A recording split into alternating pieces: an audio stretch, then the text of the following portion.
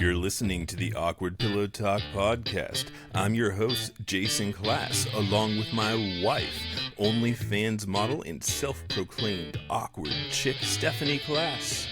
We're here to get the awkward stuff out of the way.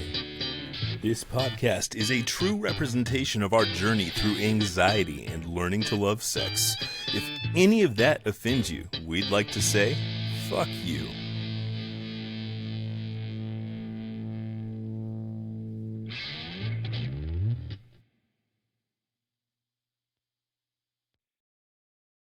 Bonjour from Paris. Welcome back. And you're still listening to the number 3 podcast on sexuality in the United Arab Emirates. Yes. I'm not sure, again, if that's a good thing. There could be like 2 people listening. Right. And that could just be But you know what? the reason. I'm going to take that as a brag. Number 3. Having visited the UAE, I guarantee you there's more than 2. I know the country very well. Oh, Okay. well, that's fantastic. That's awesome. We've had family that's lived there. Yeah, they were. But we have not personally been there. And we do actually have quite a few fans from there, believe it or not. Yeah. So I guess I am maybe discounting myself a little bit. But let me introduce real quick our guest today, who is Karl Wilder. And Karl, when you sent me the picture of Karl, you sent me a picture of a man laying naked on his bed. Yes, So, I did. That was my first impression of you, Karl. How are you going to make that up to me now? I'm naked in my bed. What do you want from me? I love it. So tell us a little bit about yourself, Karl.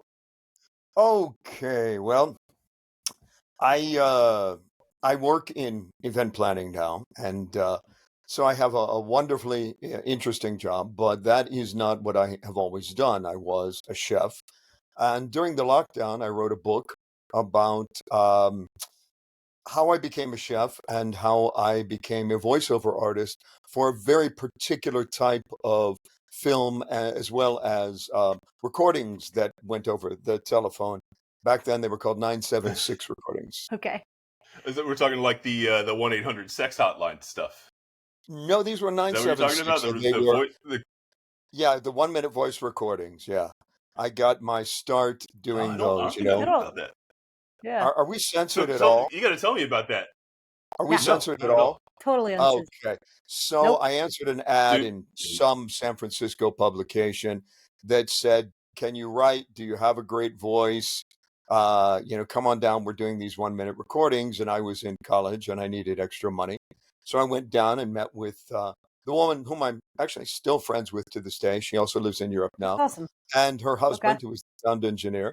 And he said, "Well, let's just see if we can improvise one." He was a little ADD as well. So I went into the recording studio back behind the pool. And he said, "I need gay sex." Okay. Okay. "Down on your knees, boy. That's right. You know you want it. Get down there and take it." "Oh, mister, it's so big. Oh, mister, I don't know if you can." And then I did the voices, blah, blah, blah. "Oh, mister, thank you for sharing your pickle juice with me." We actually said things like zucchini, I forgot, not Tootsie Roll. What the fuck is that? Hostess cream cake cream. And we use every euphemism under the sun because we couldn't have dirty words. No wonder I became a chef. I used food analogies. Zucchini with the mushroom dip, the special cream, all that kind of bullshit. So I started with gay phone sex. That makes it a little easier to get through, though. Yeah. It's not your natural inclination to go for that kind of Yeah, stuff. that is true. I'll do it. Exactly. Go ahead. I had to learn how to make P sounds so they sounded like they were going on skin. I had to learn what kink was, and that was a trip and a half. So are you surprised I wrote a book about the experience? I was so naive. That makes perfect sense. We learned so much. So I think a mirrored experience to that would be us getting into Sex Panther, which I'm not sure if you've heard of that, but it's an online platform essentially where like adult workers can sext, and you send these videos back and forth. And part of that is also you can do voice chats and stuff like that. Yes. So it started out with her, and she was pretty damn good at it. Right. And I was like, I'll try it. Like, I don't think anybody'd be into it, but I've got a decent voice, you know. Like people usually go for it. Right. I was starting to get these calls, and again, I'm not gay, but like I'm open enough with my sexuality. Like I'm not bothered by anything, Right. you know. So like, yeah, if you're gonna pay me, I'll voice act whatever. Right. You'll And get, I was getting this dude that was like, all right, I want you to act like you're a college dude, and you have an obsession with Taylor Swift, and all of your friends are going out partying, but all you want to do is stay at home and jerk off to Taylor Swift's poster. Oh my God. And I was Talk about like, the wonder bread of the music world. all right, yeah, let's do it. Let's do it. Right. It was like, what, $10 a minute or something like that? Yeah. You know, And who it am I to wasn't just turn like that shit down? one time. It was like a recurring. No, dude, I've had like hour-long conversations about T Swift and how much she means to me. Oh my So- God. So I mean, yeah. But Back in my day, it was Helen Reddy, so you know. Okay. you know, it's funny though, because it's like, it's not something that I'm into, Or but- you thought like ever or that I thought thought like, anybody would be into, but being Right. able to like come out and do it for somebody else, you know, it kind of lets you open up your horizon and just be like, okay, well, if I this can do dude is that. comfortable enough to tell me about his Taylor Swift kink, then, you know, maybe I can be comfortable enough to say, hey, can I lick your ass? You know, right. stuff like that. Yeah. No, I ended up working for a number of people. I designed ads for Hustler magazine, and then took classes that they gave. They had classes, literal classes for the phone sex operators, and it was all about keeping them on the phone because it was a per minute charge, right?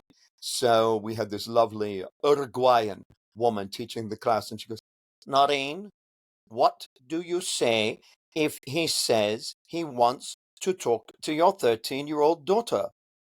I would call the police. No, you would say, let me go get her, and you would make him wait for 10 minutes. So she finally came to me and she said, what would you do if someone wants you to be a Boy Scout? Oh, mister, I need to put my uniform on. Can you wait while I take all my clothes off? I like to wear the brown underwear with my uniform because the uniform's khaki. Oh, and I could make him wait for me to get dressed for half an hour. I never did the live phone sex, but I ended up giving some workshops on how to. That's awesome. Okay. I did sales, and I learned that you know, there's obviously a lot of comparison between this stuff. Like if you look at sex work as like Yeah. a actual business itself, and you treat it like a funnel, it works like that. Right. So there's Well, it is friends an of actual ours. business. Oh, Well, yeah, absolutely. It's hard for some people to comprehend it. You know, Yeah. There are a lot of people that don't believe. there's a lot of people that, you know, I'll tell friends, hey, I got to work, and they're like, yeah, you got to work, and I'm like, no, you don't understand. It's work. I had to learn about kink, and I had to then write it into scripts. I had to create P sound effects. I had to learn what fist fucking was. I mean, I Yep. had to do a lot of stuff, and that was before I got involved with voicing the porn. But the one thing, and this is, do you know the Rialto Report? Have you heard this podcast? No. I don't think so. No. You really should. The Rialto Report goes back to all of these people who are now senior citizens who participated in the golden age of porn, right? Uh-huh. And they talk to them human to human. So they get their Okay. stories about the business, of course, but they also get their stories about who they are, what their life was like, who their parents were, etc. And I knew a lot of these people because I did voices for their loops. And I really appreciate that podcast because people think of sex workers as fantasy, and that is the role that you play. That is the work that is being done. Right. But they're human beings, and some of them were very good friends of mine. Some of them were role models and people who really helped me to grow up the way I needed to in this world. And It is crazy, love the connections and the people that we've met. Like Yeah. some of the best people I've ever met are doing this line of work. And previously, Yeah. I never would have imagined that Right. it was these type of people, you know, until you get involved, until you say, okay, I'm going to let my guard down, Right. and I'm going to see these people for who they are and As not for real the job people. that they Right. have. You're like, holy shit, these people are incredible. Like, But like they're Yeah. like cooler than our real friends. Like in some Oh. ways. Like Oh, yeah. you get along better with them because they're unfiltered. But what You we're don't- finding is our community, especially our age group, it is really hard for us to create that community. A lot of the ones that are working hard are isolating themselves because we find we don't have many people we can talk to. It's hard to relate to the issues that we have. Like, you've understood some of the kinks and how dark some of them can get and Oh, how yeah. wild some of these requests are. Sometimes you just have to talk it out to somebody and just say, hey, let's listen to how crazy this shit was. You know what I mean? It's out. You can laugh about it. And you're like, okay, now I can laugh about it because I've right, gotten because it at out. the time you were You like, know this what is I mean? not terrifying, but like, but it's until I dark. got it out, it was like, You didn't know how you feel about it's not even like we do things that are that sketchy. No. But it's like even guys that have been like shrunken down into little men. You know what I mean? You got to think about it. Like, I gotta like take this seriously for them because this is their kink. Right. It's serious to them. There's a lot of people with kinks. Yeah. Absolutely. And they're wild. Right. Wild, And wild, I don't, wild. like, We don't judge as long as it's legal. That's our thing. I mean, obviously, we don't condone any of that shit. But like, as long as you can keep your kink legal and you can use it as an outlet. I mean, there's a sex worker out there that can at least help you figure it out too. I'm sure. But right. like, Are goddamn, you go get it. familiar with some of the classic, the porn stars of the golden age? Well, I've named my cat after Ron Jeremy, but other than that is it. I'm not sure he's a golden age though. I think he's more just like past golden age. He was video age. okay. Jamie Gillis and Paul Thomas. No. I'm not sure. I called Jamie Gillis Uncle Jamie. I met him in an antique store and I just voiced one of his lubes. So I approached him and I said, "Are you left-handed?"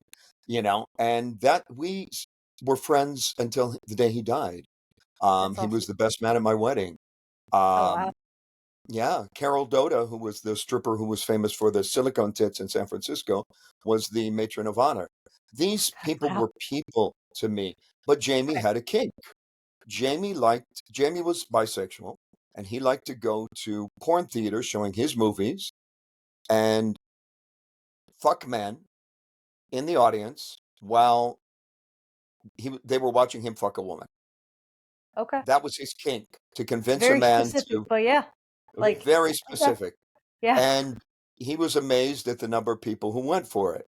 Yeah. And they did. And so that was his kink. Paul Thomas had a similar kink. He liked to go and orally service gentlemen in the audience.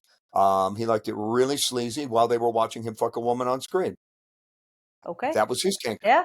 I mean, everybody's got, something. I And, guess you get to a certain point too, I'm sure, where like you've done it all, and just in order to feel something, you just got to go extra wild. Right. I feel like that was Jamie. That was Jamie. Yeah. Okay. I feel like I'm going to be protected from that simply because I got into this because I genuinely like my wife. So at the end of the day, if I'm just fucking her, it's cool. Not saying that, not every, but like, I can see how these people that do have like a single person that comes into this and does not have that like restraint or that person, that constant, and they can just go out and get whatever the fuck they want. I think of it like now when I can order DoorDash and I'm hungry. What it was like for them, yeah.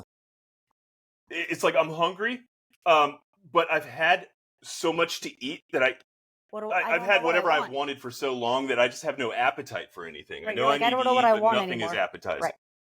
So let me go find the weird thing. Let me try that restaurant I've never tried before, because maybe they can bring me something that'll excite me. That'll satisfy me. Well, I worked in food tourism for many, many years, and so I was around the world tasting almost everything. And I'm still like that. There are things I always will love, like bread and cheese in Paris, which is where I am right now. But there are things that I crave from countries that are very exotic, like tarantulas, stir fried with chili and garlic. God, they're dude, incredible. You lost me there. They're incredible. They're like soft shell crab. Is that Vietnam? Where is that? Yeah, where's that at? Okay. I was like, that sounded very Vietnam to me. I was like, hey, yeah, that was not a, couldn't figure out where that one was. Yeah, that was Vietnam and Cambodia, and they're delicious. They're like soft shell crab. They're related to soft shell crab. Okay. Insects they're the insects of the sea, lobster. I have said that many times, but not in a positive way. Yeah, well, I say it in a positive way. We live right So, next to the ocean, so we see them constantly. Yeah, well, not to where are Rachel, you living? crabs.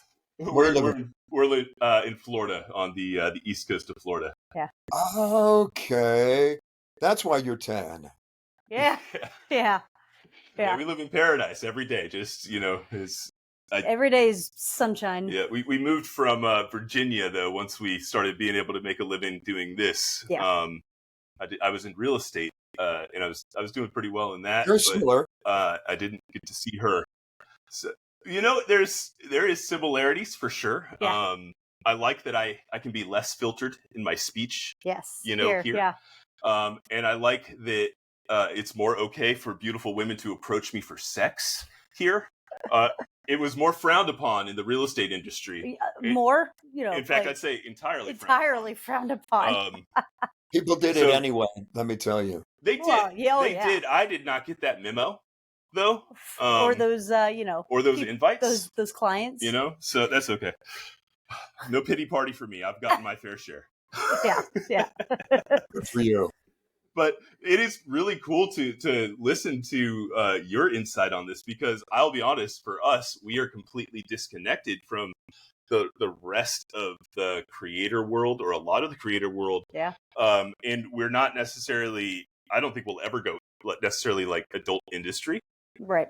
Because I am too much of a control freak to ever imagine letting somebody have a director control over her, and we're like making enough money from it anyway, so it's like, why the fuck would I give somebody else the rights to it? But regardless, I don't see us going into that realm. Don't do it, because it's changed. It used to be about people who really consider themselves artists wanting to put out a quality product, and they cared about every aspect of it. And now it's just, let's get some shit on video, let's be degrading to women, and we don't give a shit as long as we make $15. It's really gotten bad. My stuff is art. No. I have an art, sir. I have an absolute art here, and mine is that we do things uniquely. Do we not? We do. We come up with games to do, or crazy scenarios that have not been done before.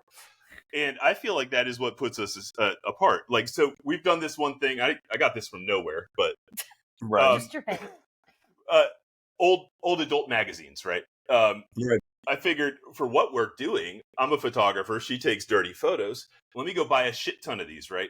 And now I've got scenes for days that I can just be like, hey, take this pose. We're just going to open up a magazine, and then boom, that pose. So I thought about that for solo stuff. I was like, that was really good. And then I was like, what if we just got a guy and brought him over, and we were just like, make sure he's tested, whatever. And on the first meet, we say, you have to open up this book. Pick a magazine out of this pile. You and her are going to recreate this. Just a raw, like, they're seeing it for totally the first time. nervous scene. She's nervous, he's nervous. They'd never been with each other, and now we're saying, do it. Which I understand happens in the porn industry quite often. But to do it in this aspect, in her, she's super anxious on top of it. It was a really cool dynamic, and something that I do hope we've done it a few more times. Right. But it was a really interesting. And I don't see very many people getting creative. I see it's like, let's put a camera up, let's fuck, and then whatever we get is what we get, and we're gonna put it up for like $5 and hope that a bunch of people buy it. I think your idea of going for those old magazines is a good one, because again, they had art directors. They cared about the images they were presenting, and they cared about the scenarios that they were creating. I was on a number of adult film sets over the course of my years, because I won't say his last name, even though he has passed away, but Joe, who got me into the film side, contacted Janice in San Francisco and said, you got anybody? I need a guy with a flexible voice who can do a lot of shit, because he had a ton of 8mm that he wanted to get onto video. At the time, because I'm a touch older than you guys, they wanted to get every piece of crap ever made in any part of the world onto video, because the adult market for home viewing was, and most people didn't rent something twice. They rented it once. So I remember going down to LA, and he showed me loops, and I had to voice all of the men in the loop, and some of them were gay loops, some of them were straight loops, and I had to be every male. Can I pause you for a second? Yeah. She does not know what a loop is. A A loop? loop is a Like, 7-minute. go ahead. It's a 7-minute grindhouse film. There used to be adult movie theaters where you would put quarters in them, and they would pay 3 minutes of a movie. So you could watch the whole movie with 3 quarters and move between booth and booth. You would select the movie you wanted. They're loops. They just play on a continuous loop. Okay, You so start like it where in it Like we starts. saw in the show. okay. I wanted you to be able to picture it because Okay, I that's could, what I was picturing. was it? Okay, Yeah. I for some reason was just like you're thinking like a looped video, which No, is I was essentially the thinking- same thing. But yeah. Like Yeah. I don't remember what the Thank TV you. show was, but Okay. yeah. Okay, sorry, go ahead. That's all right. So there were a lot of loops, and I started with the loops, and I was flying back and forth between San Francisco and Los Angeles. And then I took a 2-week vacation to Italy, right? And I thought, okay, Joe, I'm not going to work for 2 weeks. I'll go have a good time, kid. And I got to Italy, and an accident happened. I finished culinary school, and I went into a restaurant and had my first risotto with shaved truffle and a duck egg. And I, in my bad Italian, thought I asked the chef to teach me how to make that. The chef thought I was asking for a job. So I accidentally got myself a job. And when I went home to his place for lunch, his son Stefan spoke some English. And he said, no, he not teach you just risotto, he teach you everything. You're working for my father. And I said, well, my flight is out in 4 days. Change it. We need you, we need you for Carnival. That is when we are busy. So Carnival ends. I end up staying with his sister because her son's away at college, and this beautiful old Venetian home that, with the big first floor that's not used, still lit by candles when it's lit at all, and the modern second floor, and the bedrooms on the third floor. Incredible home, going to private carnival balls, having a moment with her, and who was 25 or something like that years my senior. And then I That's the said, best okay, now I ones. go back. And they said, no, you go to Verona because Tomas, he had a baby. And so he's taking a month. So there's a ticket and here's your pay. And you go Verona. So wherever I went, I was sent somewhere else. And this kept on for years, almost 3 years. And I kept being Oh, passed wow. from place to place to place. Well, I had to call Joe and say, Joe, I can't do this anymore. I'm going to stay in Italy, it looks like, for a little while. So I get on the phone with a call center, something you before your birth, where you pay so much per minute to talk to California. And I got Joe on the phone. I said, they want me to stay. No problem, kid. We'll get your stuff from your apartment. We'll put it in storage. We'll bring your dog. Stay as long as you want. All Italy, I got people. I got people everywhere in Italy. You tell me where you are. I send you a capo. We get you set up with recordings. We'll keep you working. You're good at this. We're not going to lose you. So that's how I moved all over Italy, working as a chef and going to recording studios and garages and attics and the top floors of whatever, and doing 100 voices and rewriting scripts that have been badly translated. And it just got involved in this whole world and had a blast doing it. It's awesome. I love your mentality, which kind of seems like it's just like you're floating and you just kind of like take the opportunity as they come. That's awesome. Yeah. And to me, that's what I do. That's you. But Yeah, it's I think we may have a lot in common. Yeah, I'm an it seems opportunist. like it. Yes. I'm an I opportunist. like schedules, but like I can go with the flow when he's like, hey, we're gonna like flip from thing to thing.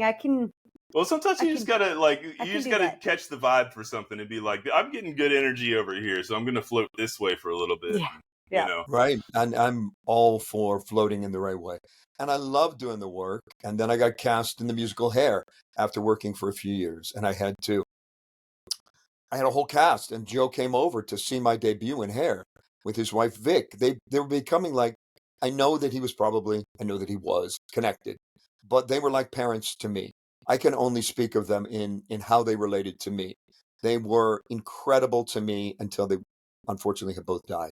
I saw them as surrogate parents and just incredible people. And they came over to see my debut, and I got the whole cast of the musical Hair touring Europe involved in dubbing orgy films, All right.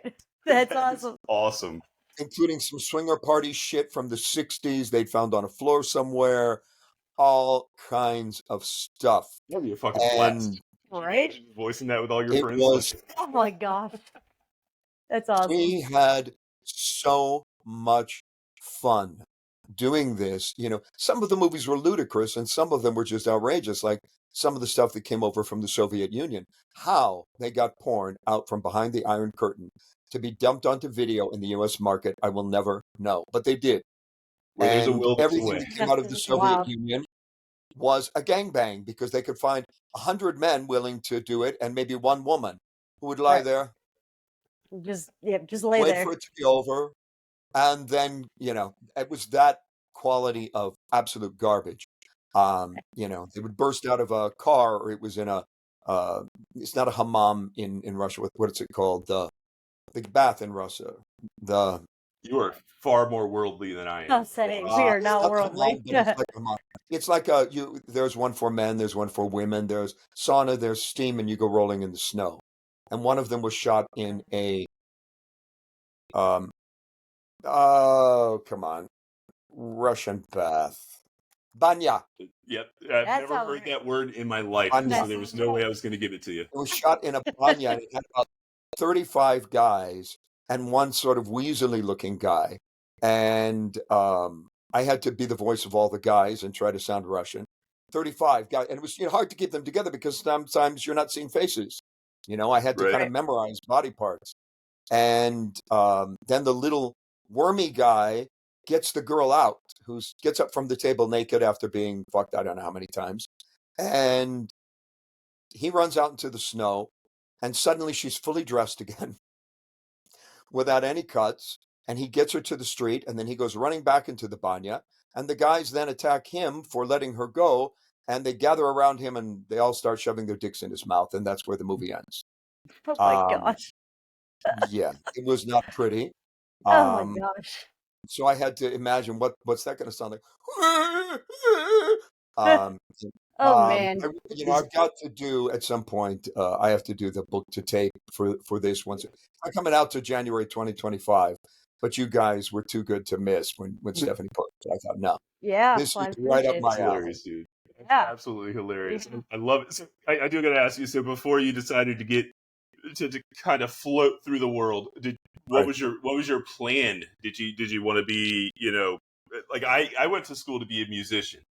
That was my original plan. Was I was going to be a music teacher. Right. I played tuba, and then I kind of skirted off, became a lead singer of a rock band. Found out that chicks really liked it when I sang, which worked out really well.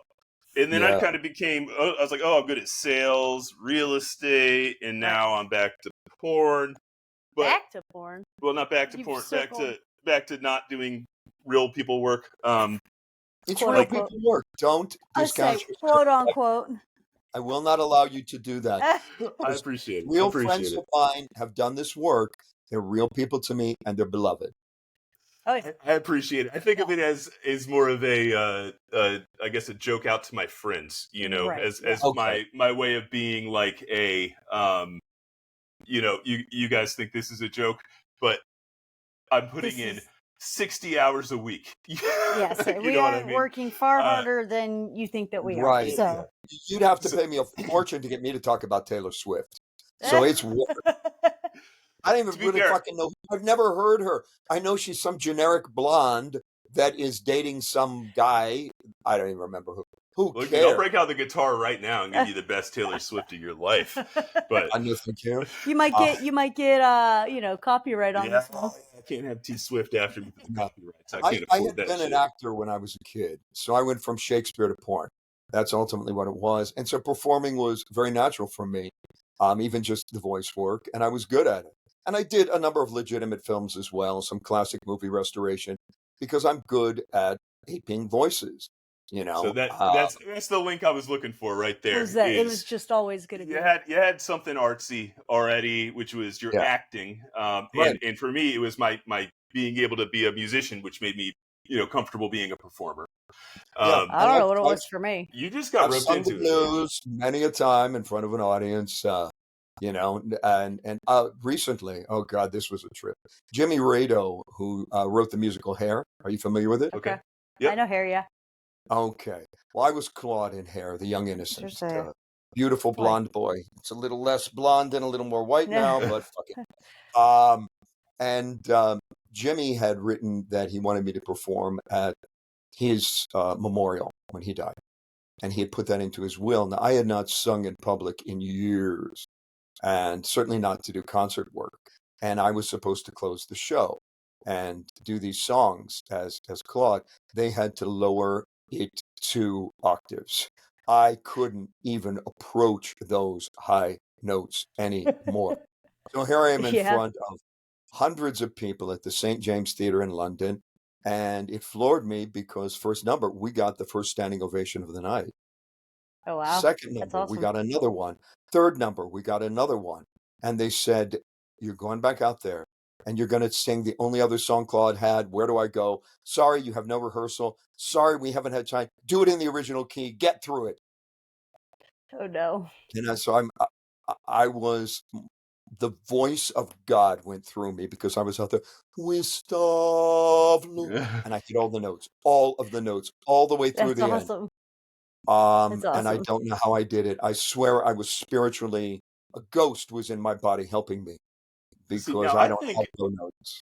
I think I can handle some of the situations that people would be more freaked out in filming, at least, because of some of the terrible like on stage situations I've been in. Okay. That I've just been like, I have to like fucking get through. Like, to me, my worst ever flub, like the worst thing ever, worse than anything that I could have like done in like a porn film. So like I was at Arlington Okay. National Cemetery. Yes. And I was playing taps. I went to school to play tuba. Right. And I can play brass. I'm a good brass player. Right. Like, definitely good enough to play taps. And I had done it the year prior. I went out to go play taps in front of all these Marines and stuff. It was not an official military ceremony, or they would have had a Marine there, but it was like a throw together thing. I had the trumpet. I could not get my fucking notes out, man. I'm sitting here trying to play it. The rain's coming, and the trumpet's cracking, and everybody's staring at me. Oh no. And I'm in the most, sacred place in, Washington D.C. supposedly, Right. and this was for my brother. It was a ceremony for my brother. Right. And I had to just stop halfway through and be like, guys, I don't know what the hell's happening. But gonna restart. I'm going to put this down, and we're going to be done here. And to me, after that, anything can happen to me during filming. I can, and it's not going to be as bad as that. Okay. I don't know if I've ever heard that one. No, I haven't told you that one. That one just came to me when he was talking about that. When he was like, I got up there, and it was like, what the hell happened? That's what I was hoping was going to happen to me by pushing through. Was that there was going to be this just spark of electricity that allowed me to play the right notes suddenly. Well, the electricity was with me in London at the time, so that's why. Obviously you stole it from me. Right, I've got the worst one. Do you know who Jerry Butler was? No, not sure I do. Jerry Butler was around the same time as Ron Jeremy. Okay. Raw Talent was his big claim to fame in the porn world. I got to know him later after I had some surgery, and he picked me up and carried me. He was driving a school bus in New York at the time. Picked me up and carried me because he saw me struggling on crutches in the snow, and he couldn't stand that. That's how I got to know Jerry. Wonderful, wonderful person. But once he found out what I'd done, he told me what he'd done, and we ended up having a lot of conversations about that world. But he told me one time he had to do anal sex with a girl, which was not his favorite thing, but, he did it. And she had an accident on him, as it were, and flooded out. And he pulled out and then vomited on her. No. I mean, well, look. All right, guess what? You think that is horrible? Of course, they threw the footage away. No, they didn't throw the footage away. They sold it to a German company and put it on a compendium video of the most grotesque moments of porn, and it became one of the most downloaded things. He went to Germany at one point and was being asked, how did you manage to do it exactly at the moment we see the shit on your dick? You vomit, it's perfect. How did you manage to do it? Oh, come my on. God. Hey, man, always count on the Germans. Yeah, oh my gosh. I live there most of the year. I'm only in Paris part-time, so.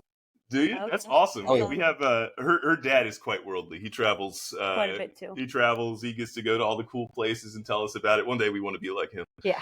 But we got to make enough money doing this first, and then For sure. Well, maybe get our kids off to college, something like that. Oh, Yeah. yeah, if you got kids, yeah. My son Yeah. is grown up. I didn't have enough money. I didn't have anything. I just thought the U.S. is going to collapse. Let me get out before it does. And I moved to Germany, stayed with a distant relative, found a sublet, found a job, ended up changing careers, and never looked back. I just wanted out. And now I'm a fucking writer I mean, because we I've moved got to Florida, which I think that's the same thing, right? Moving to Florida is the same thing as moving to a different country. Basically. Well, it kind of So is. you And found you a might writer? be, because Florida is such a big tourist destination, you might be less brutalized by the collapse of so many industries. And Ron DeSantis has very publicly said, come to Florida. And so your economy is Yeah. doing better than most states right now. Yeah, look, I don't feel one way or another about Ron DeSantis, but I did also add his last name to my cat. That way I can stay politically neutral and I can say I both love Ron DeSantis unconditionally, and Ron DeSantis likes to put his asshole in my face while I sleep. And both are probably true about both of them. So, but I just go with it. So anyway, during the lockdown, I wrote this first book about sex. And then I had a voice in my head that wasn't my voice telling me stories, literally like the muses. And I wrote a second book that's coming out June 11th. And it's part of a whole series. I've written the first three, and they're all scheduled for publication about 6 months apart. That's awesome, man. Well, yeah. Congratulations on getting that stuff out. I know it is so hard, especially with ADHD, man. I would love to sit down and do that, and one day I hope I can. But no, you are I'm not a little sitting bit down. like you. And do you know how I do it? I how don't do you do it? it I need all life at advice. once. People think you have to sit down and write a book. You don't. Oh, you went away. Oh, there you go. So that's all right. We're gonna stay All right. here. My other camera died, but we're Okay, good. All right. Audio's still the same. There we go. You don't write a book all at once. You write a book in pieces. So I've never probably written more than 5 pages at once, because this is what I have to get down. The tough part for me is when the editor starts working on it and I have to focus, because I have a tough time with that. And the focusing with the editor and getting that right. And then I got the galleys the other day, and the cover was wrong. They used the wrong image. The typeset was wrong. I found things that were centered rather than left margin. So I'm going over it, but I'm not going over it constantly. I have until the 25th of May. So I go over it one chapter at a time, check everything, make the corrections, send them in, and then I don't know how the typesetter fucked up so badly, but this has been an international publication. I was in Germany, my agent's in Australia, my publisher is in Paris, and my printer's in the US. Wow. Okay, so you're everywhere. And it will be everywhere except Amazon. We will not be distributing through that platform because of their abhorrent labor practices. Okay. Fair. If Amazon owned OnlyFans, they'd be taking 90%. Okay. Well, I believe it. I believe that too. I will keep opinions to myself because we have a meeting with OFTV. Yeah, coming up soon. Well, I don't know OnlyFans terribly well, other than to know of its existence and to see clips on Twitter constantly. On Twitter, when I put the Filthy Blonde, title of my book, account up there, porn accounts started following me like crazy because they thought that's what I was going to do. And I followed them all back. And so I see a lot of things. It's interesting to me how much more people are willing to put out on Twitter/X than I ever saw on screen when I was dubbing movies in the 80s and 90s. They'll just put it out there from their bedroom, no cost. That's what makes it so hard to make a living here is we have people that are giving it out for free. And you're like we have one video that it's an hour long. It's a gangbang thing, and it is fucking incredible. My voice cracked. Yeah, I was to say. I'm gonna repeat that. Let me sound a little manlier. It is incredible, sir. Yeah, and you can't sound as manly as me. No one can, so don't even try. It's awesome, but like we at one point we were like, all right, let's $20. Nobody wants to buy it. We're like, no, fuck that. This is literally $100 film. Like Right. it is $100. It is worth every friggin' penny. Right. And now that we've just said, you know what, nobody's going to get it for less than that. People are buying it for it because they realize that you're not going to just cave. Right. And that you've set this is your price. Not enough people are willing to say, this is what I am worth. Right. And I will not accept less for it. And sometimes that means you're not going to get $1 right away, and that sucks. But eventually it will pay off in the long run. If you keep taking it cheaper, you just, it cheapens everybody. Yeah, so. you're selling yourself short. I remember having the biggest argument when I was working in food tourism with a company I worked for. I had represented Chef PJ in Paris, who was doing a tour like nobody else was doing. Have you ever been on a food tour? Do you know what that is? Nope. No, most food tours are sort of a sweet, superficial look at the city. Now we're going to taste a macaron. Now we're going to taste a baguette. Now we're going to taste a croissant. Now we're going to taste the French interpretation of a chocolate cookie. I mean, they're really pretty lame. It's the 5 cheapest carbohydrates they can find. But Chef PJ was doing this immersive spend the day like a Frenchman. 6-hour tour. You have a croissant and coffee, and then you go to each store you shop. You go to his restaurant, and you have a multi-course feast. And then you go on a dessert tour. Whole different thing. And they started selling it at $89. Pissed me off because I was on commission, right? I pushed and pushed and pushed until they finally upped it to $129, and then it sold 10 times as many tickets because it wasn't discounted anymore, and people thought they were getting something exclusive, which they were. Right. That is one of the big things I pulled away from real estate, and I had to step back and really, like you've said, accept that this is a real job, and say, no, I know what I'm doing. But like pricing is a method of marketing, just as anything else is. Right. And you can use a price to make somebody feel that something is more important or less important, depending on how you discount it or present it. Right. There's nothing wrong with having a price. I have nothing wrong with that. Oh, here's a fun thing I did. I didn't even tell you about this. When I moved back to New York after I'd been in New Orleans, sold the country club, I ended up doing the catering for a swingers club. Okay. Which was a trip and a half. I would come in at 11 o'clock and set up all the food. And these guys loved playing with the bagels when they came in at 1 a.m. It was a big deal. But again, and it's the same thing, the same prejudice that people have. This was a swingers club, and it was soccer moms, and it was judges, and it was lawyers, and it was neighbors, it was actors, it was every kind of person you can imagine. And some of them have remained my friends to this day because they are lovely human beings. I don't know what this puritanical thing in the U.S. is, that people who have sex are somehow less than human. Of course they have it, but it's hidden and dirty and only with their wives or, a prostitute, and then they're mad at themselves for it. I don't get it. I think it's time to end that puritanism, which is why I'm naked in bed with you guys. I made a new friend yesterday, who's a really cool guy. He's he's a drummer, and he's been living in the area that we've been in for 13 years, he said. Yeah. And he was like, dude, I just feel like everybody else that lives here is just like a brown paper bag. Right. There's just no color whatsoever. Because you don't have to be anybody that I've met. He goes, and I'd met him a year ago, right. And he and I had a good conversation, but she was going through anxiety and stuff, so I wasn't in a position to be able to play music with him at the time. Right. And then we recently had to come out to our family and say, hey, we're doing OnlyFans as a living, and we have this podcast that's out. You might see our face. Right. We were giving him a heads up in case. And he saw this post because he was still friends with me. And he was like, dude, I don't even care what it is that you do. It's the fact that you had the courage to come out and just be like, this is who I am. Right. Like, I'm tired of hiding who I am. I'm going to live and just be the person that I am. He goes, I just need those kind of colorful people in my life because, everything else is so boring.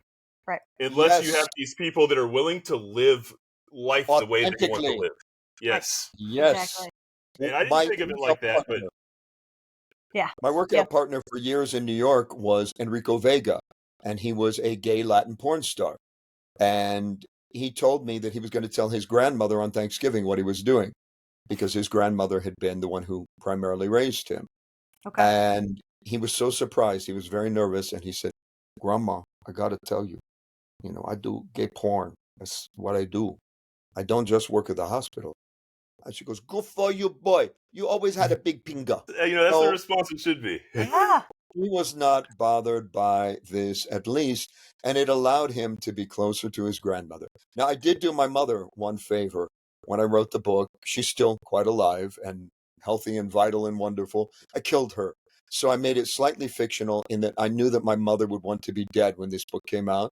So I killed her. I had to fictionalize a few family elements just to avoid lawsuits. My mother is probably the only family member I have that's on my side. Like, I'll tell her about like people, and she'll be like, "Well, is she pretty? Right. Do you think she'll film with you?"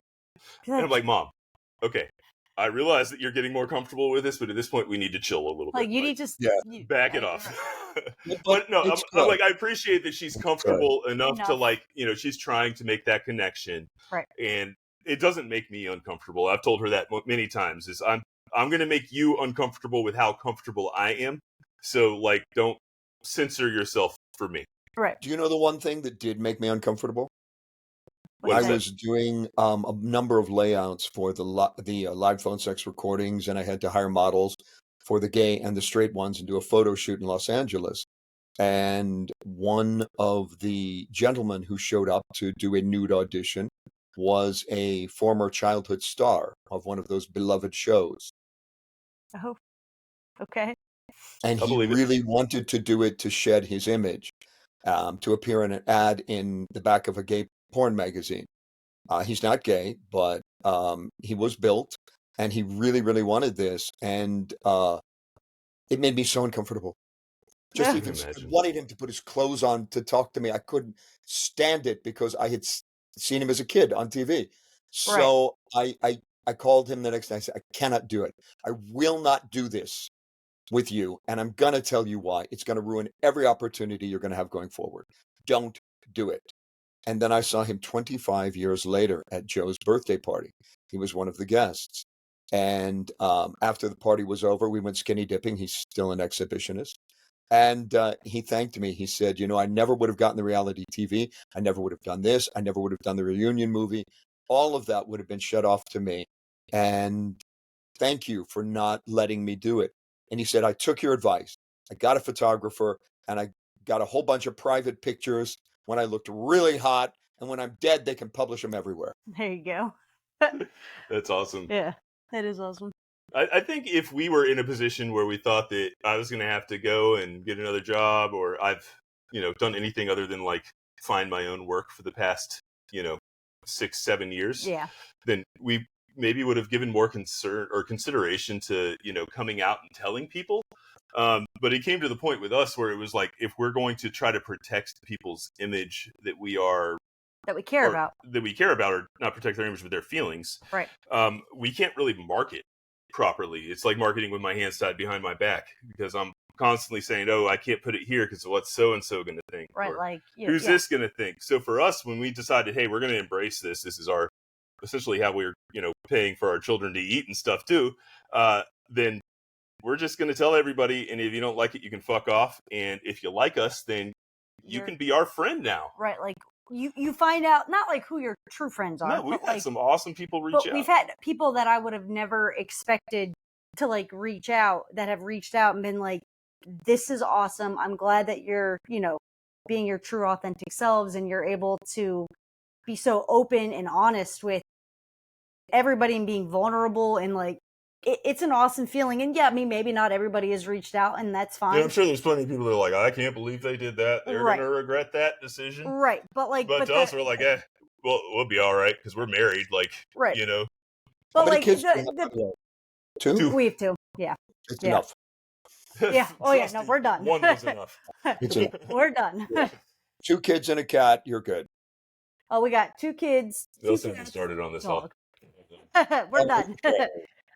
Well, I'm outnumbered. I've never seen your professional work, but That's because you know what's funny with all of the stuff that I watched and all of the stuff that I looped and all of the stuff that I translated, I can't watch it.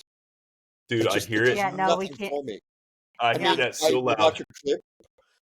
With Jerry, I watched Raw Talent because he did really a great acting job in that, and we fast forwarded through the sex scenes. Yeah, you're looking Um, at it as an artist at this point, Right. not as somebody yeah, trying to get off. Right. yeah. I I feel that just so hard. it does nothing for me.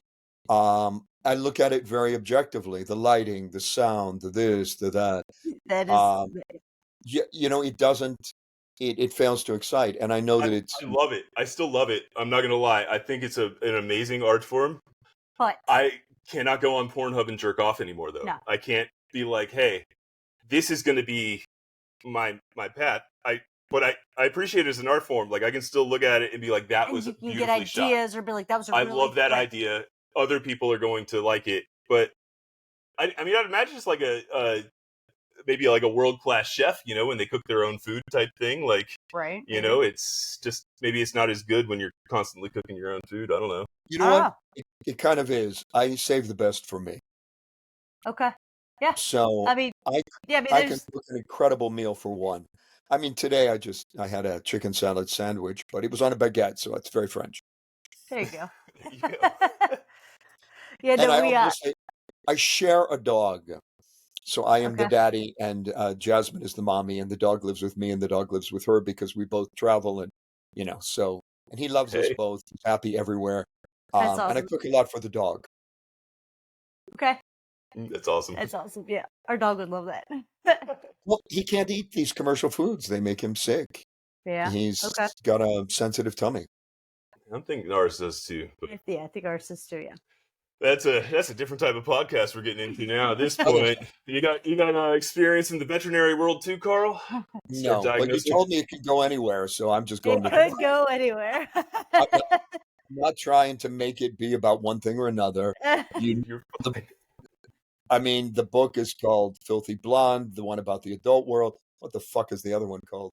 Oh, It's Not Always Murder. And then Filthy the blonde. volume So, 2 is called You where's the Can't best Get a Man place? with a Gun.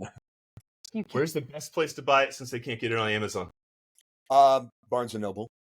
Barnes Okay. and Noble. That is. All right. Barnes and Now, Noble. is it going to be in stores at Barnes and Noble, just online? Or both. It's going to be online and in stores, and you can Okay. order it Right. from any store. Barnes and Noble did something wonderful because we let them know we're not distributing through Amazon, and so they did a big print order, which they don't normally do for books like this. That's awesome. That's fantastic. All You know, right. Well, it's detective fiction set in 1945, but it's accidental. You know, the guy okay. lives in the year 2000, learns how to let go of the year 2000 through a series of meditations, ends up in 1945, naked in a shower, and finds out that he shares the name with a private detective and just goes with the opportunity and becomes this guy. Goes with the And opportunity. I it's, love it already. yeah, he went with It the sounds flow. interesting. And Telling you, man. the whole Before I time I'm do it. writing it, I heard Humphrey Bogart's voice in my head. Okay. You're gonna have to give it to me, dude. I don't have I the. was saying, like, I don't have it. I have an idea, but like, Humphrey Bogart. yeah, yeah. Go ahead. And Oh, God, come on. To have and have not, all of those great films, the film noir.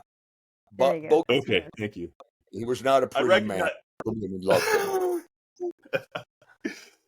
I get a lot of pop culture references. I do, but sir, you are far more cultured than I am.